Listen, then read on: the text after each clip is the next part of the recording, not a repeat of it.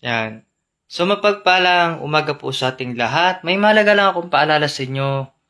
Okay.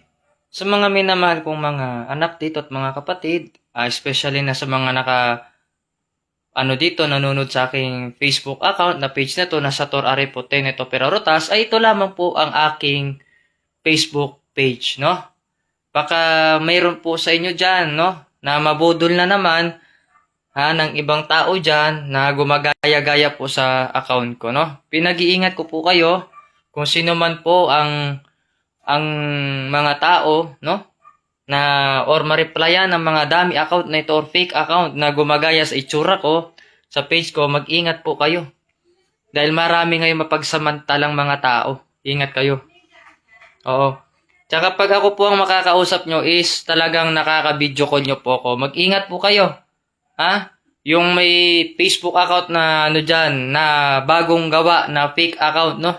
Na 1K follower, oh. Muntik na po niya mabudol yung isa sa mga miyembro dyan sa ating samahan, no? Buti na lang is nag-chat sa atin yung isa sa mga member po sa ating samahan, no? Kinonfirm ko po yon na hindi ko po Facebook account yon kasi pag ako po ang nakakausap nyo, through video call po talaga at makita ninyo ang personal kong itsura. Yan. So mapagpalang umaga po sa ating lahat. Don't forget to like at i-share ito para mabigyan po ang lahat ng tao ng paalala at labanan ang mga taong sindikatong mga ito, no? Na nanggagaya ng ating pagkatao. Itong mga to, pilit man nilang gayahin ito, hindi nila ito magagaya. Dahil ito ay original at bukod tangi sa lahat. So yun, mapagpalang umaga sa lahat.